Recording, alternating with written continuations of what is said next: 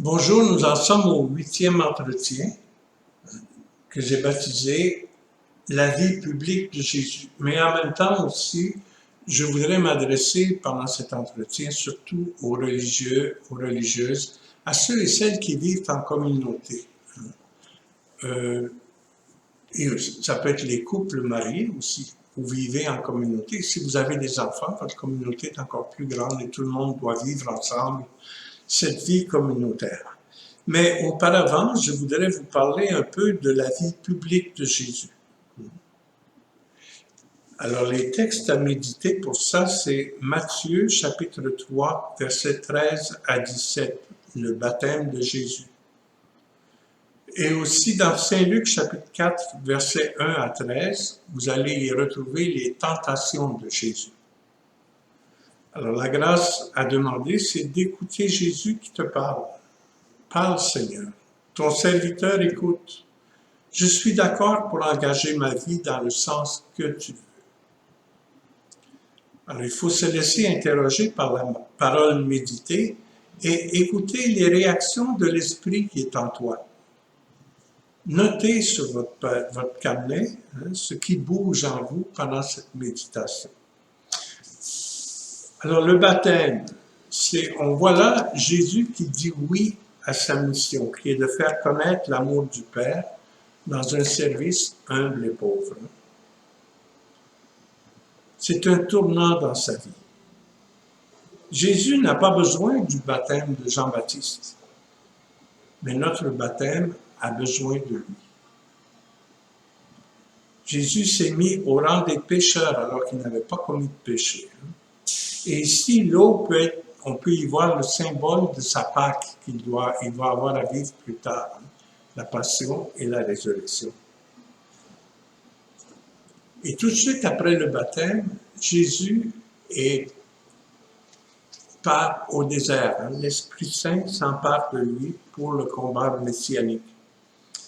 Et quand on regarde les tentations, eh bien, c'est un résumé des tentations de toute sa vie et de toute notre vie à nous aussi. Jésus se situe face au monde, à Satan, aux forces de mort qui nous entourent. Et là, il va discerner comment faire connaître l'amour du Père. Et le démon ne veut pas. Alors, il va le tenter pour qu'il change de direction dans sa vie. Alors, comme je l'ai dit, les tentations, c'est une synthèse des difficultés que toute personne humaine a. Et en même temps, on va voir la réaction du Christ devant elle. Peut-être que nous aussi, quand nous sommes tentés, eh bien, nous pourrions nous servir de la même façon que Jésus a prise pour résister à la tentation. Jésus est tenté en 3 points forts qui ont l'apparence du bien. Le diable lui disait, c'est un peu comme si on disait, c'est normal de transformer les pierres en pain. Ça fait 40 jours que tu ne manges pas. C'est normal que tu manges comme toute personne humaine. Alors, sers-toi de tes pouvoirs pour transformer le pain, les cailloux, en pain. Alors, vous voyez ici, il est en train de dire à Jésus, sers-toi de tes pouvoirs de guérison, si vous voulez, ou de parole, pour toi-même. Et ça, Jésus ne veut pas. Et il va répondre par une parole de Dieu. L'autre tentation, c'est jette-toi en bas du temple et là, les hommes vont croire en toi. Ne te sers pas, ne sois pas simple. Fais des choses extraordinaires et là, tout le monde va croire en toi. Et ça, on le voit surtout quand Jésus est en croix. Descends de la croix et nous croirons en toi. Vous voyez, il fait une chose extraordinaire. Jésus n'a pas été tenté seulement au désert, il a été tenté toute sa vie. Et même sur la croix, le démon lui disait encore à travers les gens, descends de la croix et on va croire que tu es le Messie, le Sauveur du monde. Jésus n'a pas voulu. Après ça aussi, le démon lui dit, si tu m'adores, si tu cesses de suivre ton père, eh bien, je vais te donner tous les royaumes de la terre. C'est un peu comme moi si le démon me disait, si tu quittes ta vocation pour aller faire de l'argent comme les autres, pour parler contre les chrétiens, par exemple, ou bien contre le bien dans le monde, eh bien, à ce moment-là, tu vas devenir puissant parce que les gens vont te suivre. Beaucoup de gens vont te suivre. Eh bien, Jésus, encore là, a dit qu'il y a seulement un Dieu, et c'est lui qu'il faut adorer et non pas les autres histoires. Les réponses de Jésus. L'homme ne se nourrit pas seulement de pain. Alors, il nous invite ici peut-être à vivre la pauvreté. Tu ne tenteras pas le Seigneur ton Dieu en te jetant en bas du temple. Je pense qu'en vivant la chasteté, ça peut aider les gens à croire ou à faire ça aussi. Ne pas tenter le Seigneur ton Dieu. Et tu adoreras Dieu seul, le vœu d'obéissance. Moi, je ne fais pas ce que je veux dans la vie. J'ai des supérieurs, je dois leur obéir et je vois là-dedans l'appel du Seigneur à le suivre. Voilà. Jésus a été tenté. Ça m'apprend une autre chose aussi, c'est que quand je suis tenté, ce n'est pas un déshonneur, mais je peux voir à travers la tentation ce qui me motive vraiment. Où est mon cœur? C'est pas Jésus qui nous tente, c'est pas Dieu qui nous tente, c'est le démon. Mais ma réaction devant la tentation, ça va m'aider à voir où en est mon cœur. La tentation radicale, c'est de ne pas laisser Dieu être le Dieu dans ma vie. Moi, je veux me passer de Dieu, je n'ai pas besoin de lui. Ça, c'est vraiment une tentation qui est radicale. Quand j'agis, me demander si je suis un collaborateur du Seigneur dans sa mission de salut. Voilà. Alors maintenant, je vais vous parler de la vie en communauté.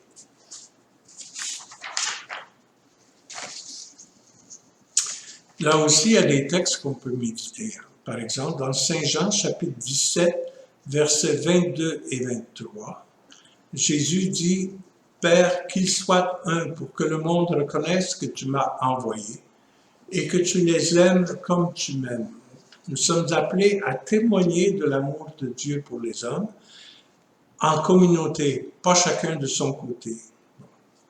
Dans les Actes des Apôtres, au chapitre 2, versets 42 à 47, ou bien au chapitre 4, versets 32 à 35, on voit que les premiers chrétiens mettaient tout en commun et ils étaient assidus à la prière ensemble. On voit comment ils vivaient en communauté. Ils ne formaient qu'un seul corps.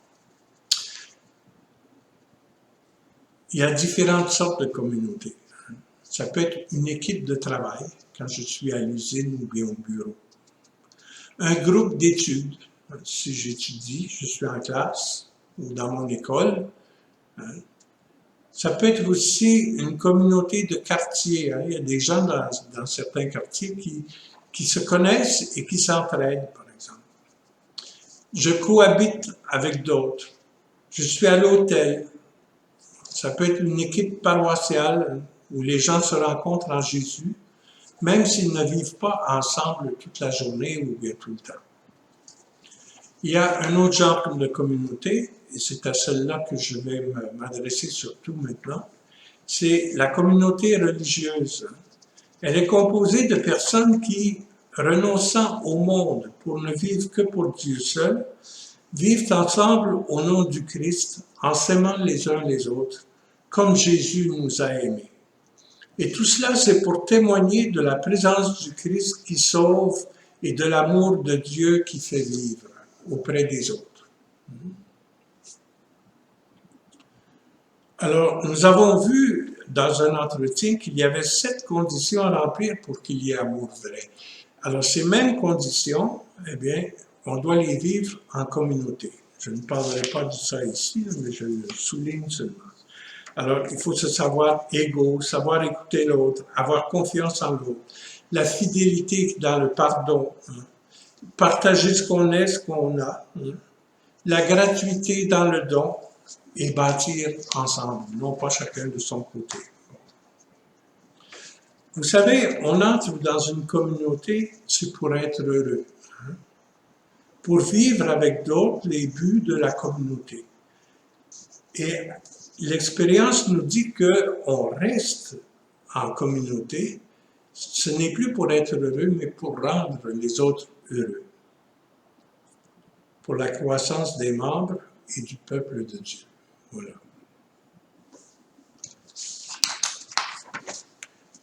Alors, je pourrais vous parler aussi des signes de santé de la communauté, mais je vais me résumer avec les quelques beaux dons qu'on doit avoir ou retrouver en communauté. Une communauté, c'est comme un orchestre qui joue une symphonie.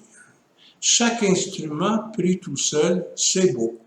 Mais quand tous jouent ensemble, chacun laissant passer l'autre devant lui, au moment où il faut, c'est encore plus beau. C'est ce qu'on appelle l'harmonie. Les autres ont besoin de mon don. Chacun a reçu un don dans la vie.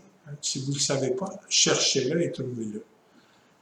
Ça me rappelle que je donnais une récollection à des jeunes filles qui voulaient devenir religieuses. Et il y en avait une qui était rendue à 40 ans, elle voulait être religieuse. Et moi, je leur ai dit, quels sont le don, quel est le plus beau don que vous avez, que vous possédez? Et cette femme-là de 40 ans qui voulait devenir religieuse, eh bien, elle n'en avait pas trouvé. J'ai dit, cherche, parce que si tu n'en as pas de don, comment peux-tu faire profiter les autres de ce que Dieu t'a donné? Et elle n'en a pas trouvé. Alors, je suis allé voir la supérieure, puis j'ai dit, cette femme-là n'est pas faite pour être religieuse, elle n'a rien à donner aux autres. C'est grave, hein? Alors, les autres ont le droit de savoir quel don je possède. Et ils doivent m'encourager à le faire grandir ce don et à y être fidèle. Bref, Dieu appelle des gens différents à vivre ensemble pour le bien de la communauté. Si ce n'est pas facile au début, on découvre peu à peu la richesse d'une telle diversité. Alors, quel est ton don? Je vais vous donner quelques beaux dons pour la vie de communauté. Savoir tenir sa langue. Ça prend de l'humilité. Savoir se taire quand on vous critique. Savoir pardonner. Proclamer la parole, l'autorité.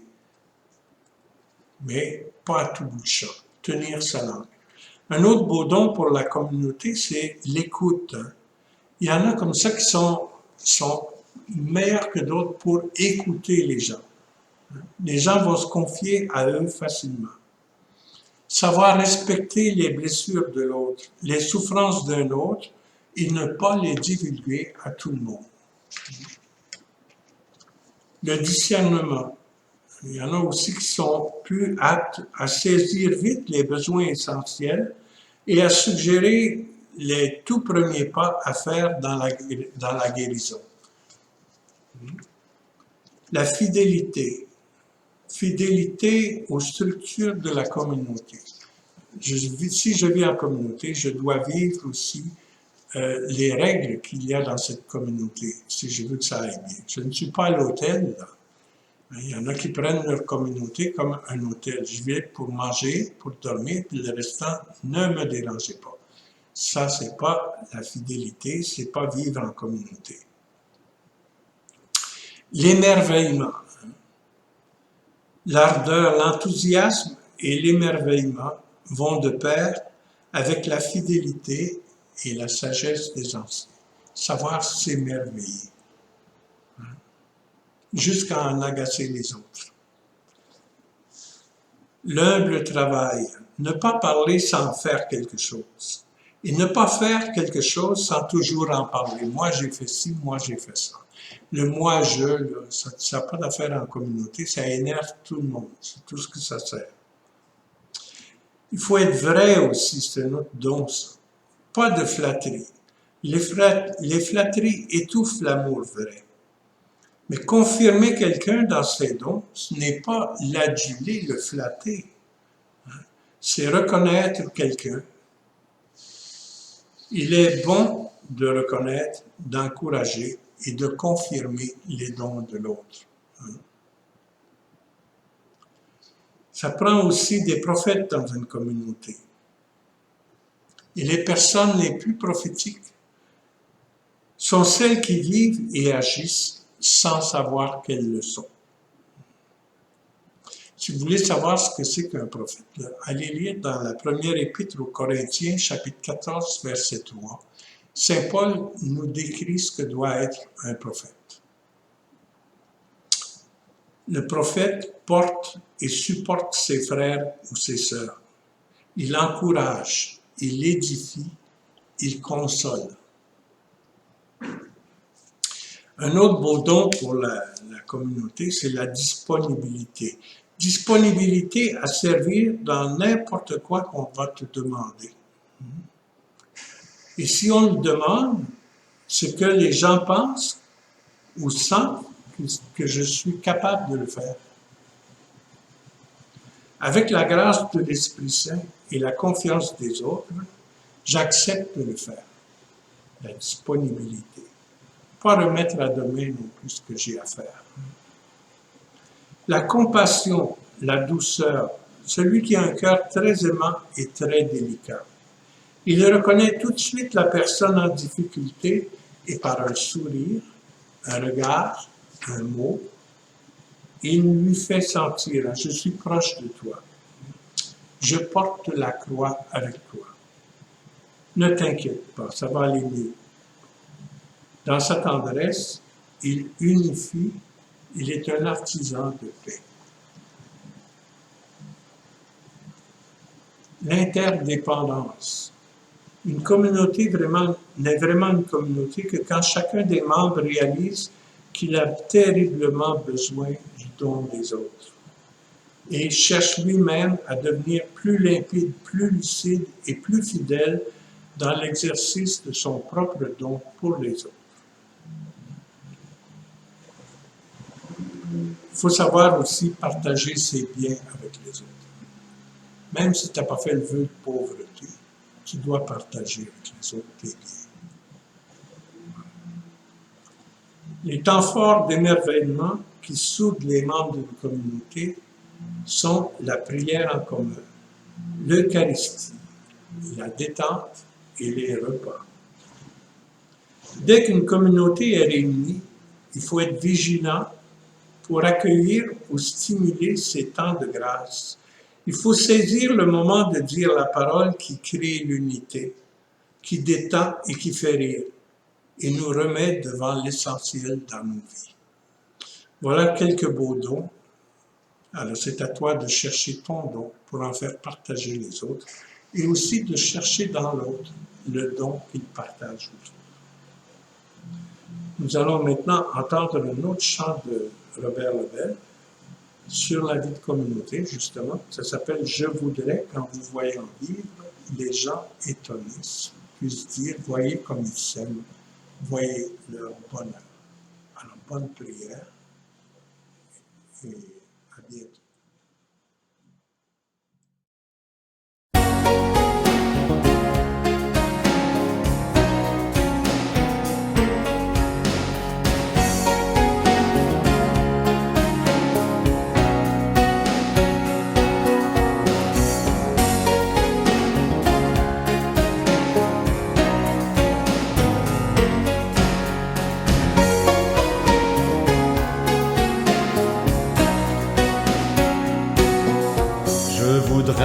Qu'en vous voyant vivre, étonnés, les gens puissent dire « Voyez comme ils s'aiment, voyez leur bonheur. » Il y ait dans votre langage plein d'amour et de vérité, qu'il soit clair, simple et sans embâge, qu'il soit bon comme un soir d'été. Comme un soir d'été. Je voudrais étonnés, les gens puissent dire, voyez comme ils s'aiment, voyez leur bonheur. Mais plus fort que bien des paroles, vos regards toucheront les cœurs. La plus belle des paraboles, c'est le chant de votre bonheur. Je voudrais qu'en vous voyant vivre, étonnés, les gens puissent dire, voyez comme ils s'aiment, voyez leur bonheur. Et devant tout ce que vous êtes, ils pourront voir les traits de Dieu.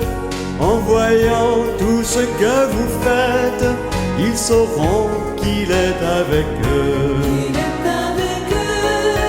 Je voudrais qu'en vous voyant vivre, étonnés, les gens puissent dire, voyez comme ils s'aiment, voyez leur bonheur.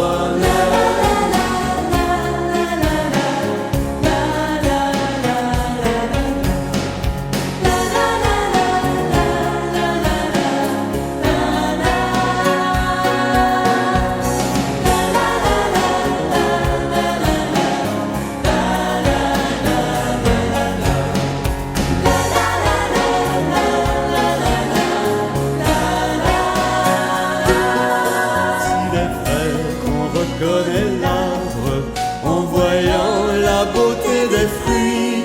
Je vous